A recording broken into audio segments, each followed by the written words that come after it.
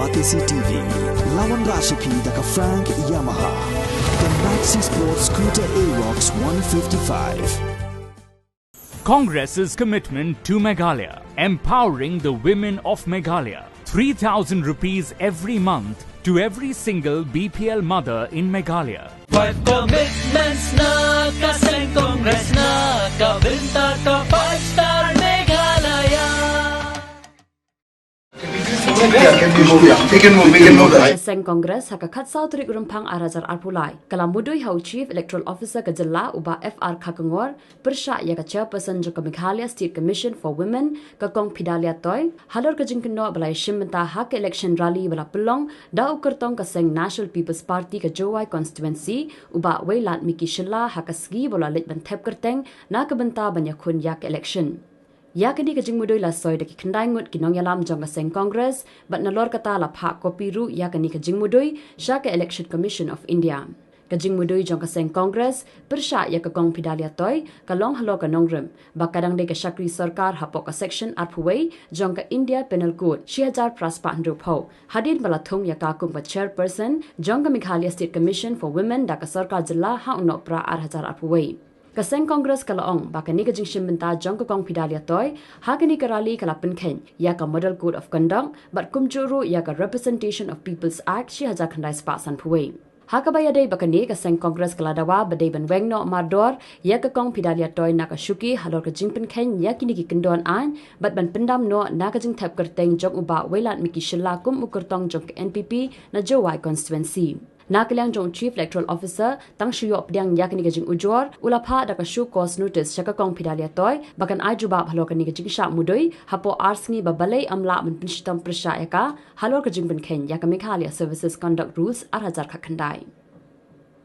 Bynta hakajing file nomination jong iwi candidate jong ka party NPP ha West Giant Hills iba Wailat Miki Shilla tingiwan ujor katake hangni. Baki day ban weng no yaka post naka post jong Chairperson but ya ayu like for him to be disqualified. We want the candidate to be disqualified as well as the Women Commission to be removed because she has violated the Model Code of Conduct and she has also violated the People's Representation Act. So it is we have come our senior MP Mr. It is a clear violation of our election rule and election procedure.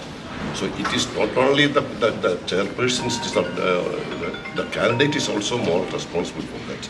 So our demand, our submission is disqualify the candidate as well as take disciplinary action against the concerned chairperson. That is our demand. Yes. We have also brought a second factor into, to the notice of the Chief Electoral Officer. All over the Shillong city, the posters of the Prime Minister and the Home Minister are displayed on the government buildings and on the government poles, the electrical poles. So we requested them to take action to remove those posters immediately because it violates the Model Code of Conduct. They said 100% they will verify and take action. They have taken cognizance of the event and they will take action on that. Always we hope because the Election Commission will act according to the law and the election rules. We hope the Election Commission will take necessary action and immediate action against this violation. Yes, that's right. Thank you. Both the cases. Yeah, the kini members of INC.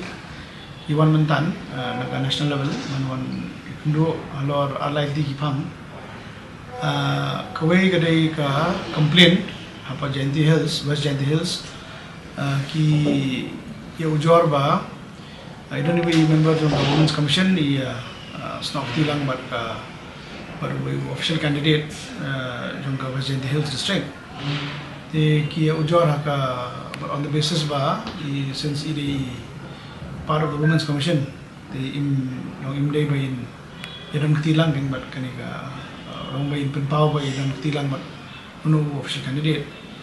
The nala interest ya to ka complaint to Kisha election CEO belong in charge of the Model Code of Conduct but ilanon kat ni mane but nalang jong in sa pan ka kaipot report now DC West Jayanti Hills halor kani ka complaint te mariali yok da ka report in sa long in take further steps on this after we get the report from the DC of West Jaintia Hills.